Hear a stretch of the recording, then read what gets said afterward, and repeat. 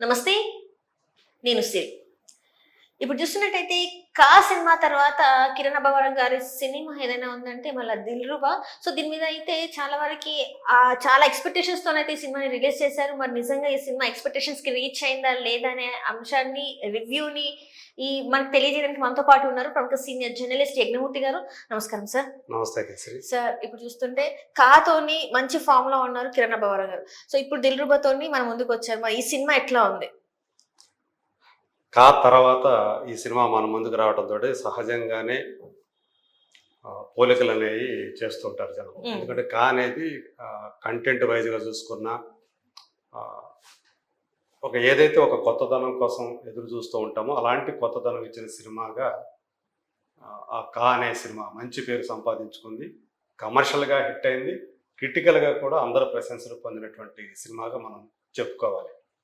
నిజంగానే ఒక ఒక డిఫరెంట్ జానర్‌లో ఆ అబ్బాయి కూడా చాలా బాగా చేశాడు. కిరణ్ అబ్బవరం అంటే పేరు కూడా ఆ సినిమా సంపాదించుకుంది.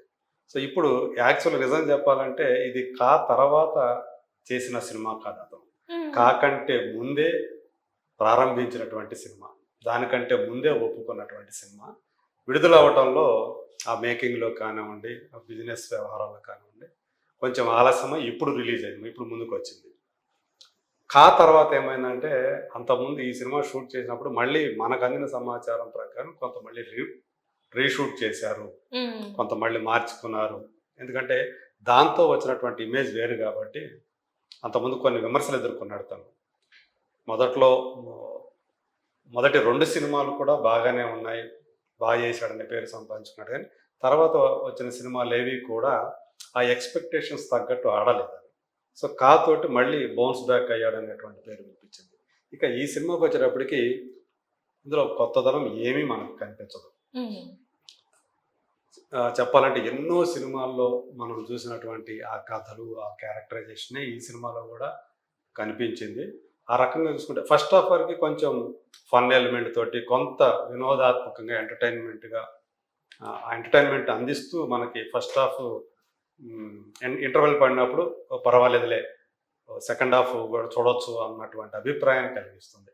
ఎప్పుడైతే మనం ఆ సెకండ్ హాఫ్ కూడా చూస్తా ఉంటే వెళ్ళే కొద్దీ టైం గడిచే కొద్దీ మనకి ఆ పేషెన్స్ లెవెల్స్ కూడా మనం పెంచుకోవాల్సినటువంటి అవసరం కనిపిస్తుంది. అంటే ఓకే. అలాంటి డౌన్ అయితే వచ్చిందన్నమాట. గ్రాఫ్ అనేది ఒకసారి పైకెళ్ళి మామూలుగా అయితే టేక్ ఆఫ్ అయిన తర్వాత అలా గ్రాడ్యువల్‌గా ఎళ్లి మళ్ళీ సెకండ్ హాఫ్ ఒకవేళ కొంచెం ఫ్లాట్‌గా ఉన్నా క్లైమాక్స్ తోటి మళ్ళీ అప్ ఎక్కితే అది ఖచ్చితంగా మైండ్‌లో ఉండిపోయి ఆడియన్స్ మైండ్‌లో ఉండిపోయి దానికి ఖచ్చితంగా పాజిటివ్ టాక్ అనేది స్ప్రెడ్ అవుతుంది. హ్మ్. ఇది స్టార్టింగ్‌లో హైలోకెళ్ళి తర్వాత క్రమేపీ డౌన్ అయిపోతూ వచ్చింది. ఈవెన్ హ్మ్. క్లైమాక్స్ కూడా అలాగే ఉంటుంది. ఆ ఫ్లాట్ అయిపోవటం పైగా అనవసరంగా అతను మాస్ హీరోగా ఎలివేట్ కావాలి. ఒక స్టార్‌గా ఎస్టాబ్లిష్ అయిపోదాం అన్నటువంటి ఒక తాపత్రయం ఈ సినిమాలో ఉన్నటువంటి యాక్షన్ సీక్వెన్స్‌లు చూస్తే మనకి కనిపిస్తుంది. ఒక అబ్బాయి పెళ్లి చేసుకోవాలనుకుంటాడు. కానీ అనివార్య పరిస్థితుల్లో కొన్ని రకమైనటువంటి పరిస్థితుల కారణంగా విడిపోతారు. బ్రేకప్ అయిపోతారు. ఆ అమ్మాయి అంటే ఇతను మొదటి లవరు ఎక్స్ లవర్ అయిపోతుంది. ఆ అమ్మాయి వేరే లైఫ్ ఉంటుంది. పెళ్లి చేసుకుంటుంది. సో, ఆఖరికి ప్రెగ్నెంట్ కూడా అవుతుంది. ఇంకా ఇతను దాని నుంచి బయటపడి హ్మ్, తన సొంత లోకంలోకి రావాలనే ఉద్దేశంతో అతను బెంగుళూరుకెళ్ళి అక్కడ మళ్ళీ ఒక కాలేజీలో చేరతాడు. హైయర్ స్టడీస్ కోసం. అక్కడ మళ్ళీ ఒక అమ్మాయి ఆ ప్రాంతానికి చెందినటువంటి ఒక సర్కిల్ ఇన్స్‌పెక్టర్ కూతురు. అక్కడ మళ్ళీ ఒక అమ్మాయి పరిచయం అవుతుంది. ఆ అమ్మాయితో అతను అంటే మొదట ఒక కాన్ఫ్లిక్ట్ నాకింక ప్రేమ వద్దు, దోమ వద్దు అనుకున్నటువంటి అబ్బాయి మళ్ళీ ఆ రెండోసారి ఎలా ప్రేమలో పడ్డాడు. అది కూడా బ్రేకప్ అయ్యే పరిస్థితి ఎలా వచ్చింది. చివరికి ఎవరైతే ఎక్స్ లవర్ ఉన్నారో ఆ అమ్మాయి మళ్ళీ ఇతని జీవితంలోకి ఎందుకొస్తుంది? ప్రెగ్నెంట్ అయినప్పటికి కూడా. హ్మ్. సో, ఏమవుతుంది చివరికి? వీళ్ళిద్దరూ కూడా రెండోసారి తను ప్రేమలో పడ్డ యువతితోటి అతను సయోధ్య చేసుకోగలిగాడా? ఇద్దరు ఒకటయ్యారా లేదా? ఇది మామూలుగా బేసిక్ ప్లాట్. అంటే సినిమా లైన్. సినిమాలో. దాంతో ఒక ఇద్దరిని విలన్లు పెట్టారు. హ్మ్. అందులో కిల్లి కృపారాణి గారు ఆళ్ళ అబ్బాయి ఆ అబ్బాయి పేరేంటి? క్రాంతి. ఆ అబ్బాయి ఒక విలన్, ఆ కాలేజీలో వీళ్ళ కో స్టూడెంట్. అలాగే ఇంకొక విలన్ ఉంటాడు, అతను ఒక డ్రగ్ పెడ్లర్. ఆ క్యారెక్టర్ని జాన్ విజయ్ అనే అతను చేశాడు. సో వీళ్ళిద్దరూ కూడా వీళ్ళ జీవితాలకు వచ్చి ఎలా ఆడుకోవడానికి ప్రయత్నం చేశారు, వాళ్ళ నుంచి వీళ్ళు బయటపడ్డారా లేదా, ఇది ప్రధానంగా ఉన్నటువంటి కథలోని కాన్ఫ్లిక్ట్ అనమాట.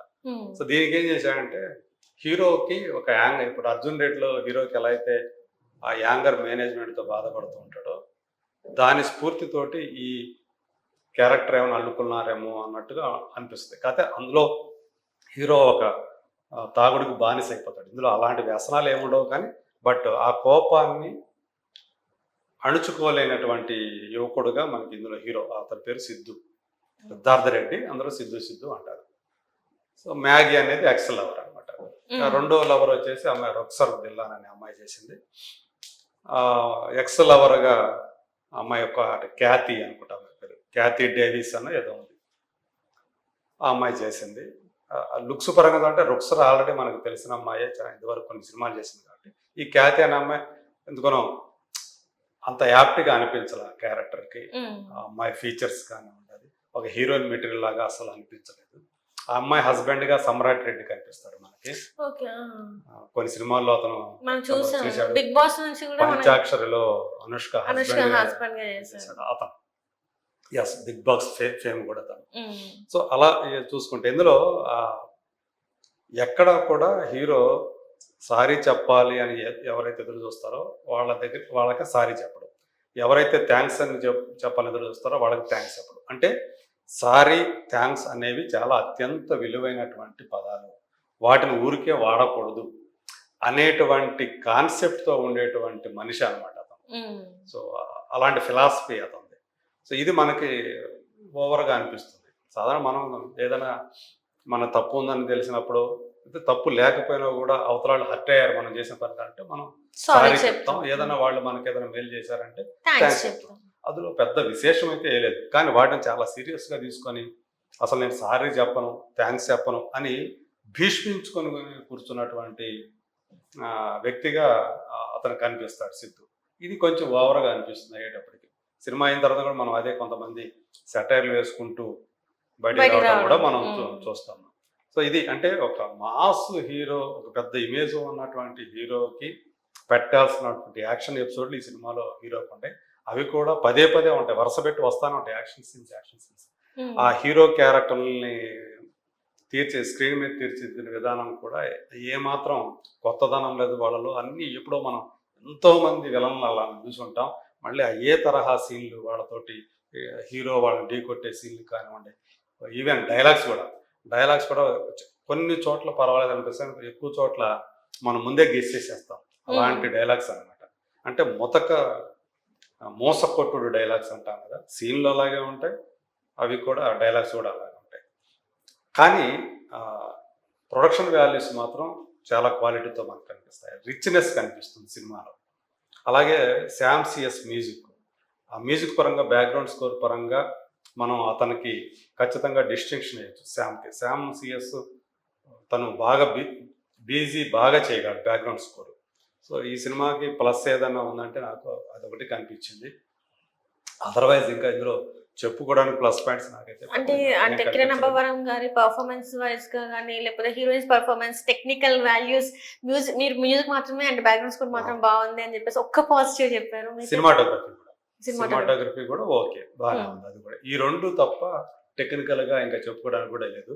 ఎడిటింగ్ సెకండ్ హాఫ్ మొత్తం దారి తప్పిపోయిందని, అంటే తను గ్రహించలేదు, ఇదంతా బోరింగ్ వెళ్తుంది, మొత్తం అంతా కూడా ట్రాక్ తప్పిపోయింది అనే విషయాన్ని ఎడిటర్ కూడా గ్రహించుకోలేదు. ఒకవేళ డైరెక్టర్ ఇచ్చినటువంటి ఆ సీన్స్ మాత్రం తను ఎడిట్ చేయాలి కాబట్టి అతను కూడా చేయగలిగింది ఏమీ లేదనిపిస్తుంది. డైరెక్టర్ విశ్వకరుణ్ అనే అతను ఈ సినిమాకి దర్శకుడు. సో తను అంటే కొత్తదనం ఏమాత్రం చూపించలేనటువంటి ఒక సబ్జెక్ట్ ఎంచుకొని, కాకపోతే ఇక్కడ ఒకటి ఏంటంటే ఎవరైతే ఎక్స్ లవర్ ప్రెగ్నెంట్ అయి ఉంటుంది కదా, ఆమె హీరోకి సాయపడదామని రావటం, తన దగ్గరే ఉండటం అనేది ఇది కొంచెం ఇప్పటి జనరేషన్ తగ్గట్టుగా ఏమైనా ఆలోచించే వాళ్ళకి దగ్గరగా అదొక్కటే అనిపిస్తుంది. కానీ మిగతా అంత అదర్వైజ్ స్టోరీ సన్నివేశాలు కానివ్వండి, కథాంశం కానీ, ఈవెన్ హీరోయిన్ల క్యారెక్టరైజేషన్స్, సాధారణంగా హీరోయిన్ ప్రేమలో పడ్డ వాళ్ళు వచ్చేటువంటి కాన్ఫ్లిక్ట్లు వీళ్ళ మధ్య ఉంటాయి. చిన్న చిన్న యుగోలకు పోయి విడిపోతుంటారు. మళ్ళీ అంటే వాళ్ళు మొదటిసారి మనకు ఎలా కనిపిస్తారో ఆ క్యారెక్టరైజేషన్ అది కంటిన్యూటీ ఉండాలి. ఆ కంటిన్యూటీ కనిపించదు ఇక్కడ. అది పెద్ద లోటుగా కనిపిస్తూ ఉంది. సో అంటే ఓవరాల్ గా ఈ సినిమాకి మీరు ఇచ్చే అంటే 5 అవుట్ ఆఫ్ అవుట్ ఆఫ్ 5. ఈ టెక్నికల్ గా ఈ 2 అంశాలు బాగానే ఉండే. ఆ అబ్బాయి అంటే ఆర్టిస్టులు పర్ఫార్మెన్స్ పరంగా వాళ్ళ లోటుపాట్లు ఏమీ లేవు. వాటిని అలా తీర్చిదిద్దిన దర్శకుడిది, అలా రాసిన రైటర్ తనే కాబట్టి, రైటర్ కూడా. సో వాళ్ళదే కాబట్టి పర్ఫార్మెన్స్లు అలాగే ఈ 2 టెక్నికల్ ఆస్పెక్ట్లు చూసుకుంటే నేను అవుట్ ఆఫ్ 5 ఈ సినిమాకి నేను ఇచ్చే rating 2. Right sir, right. Thank you so much sir. Thank you.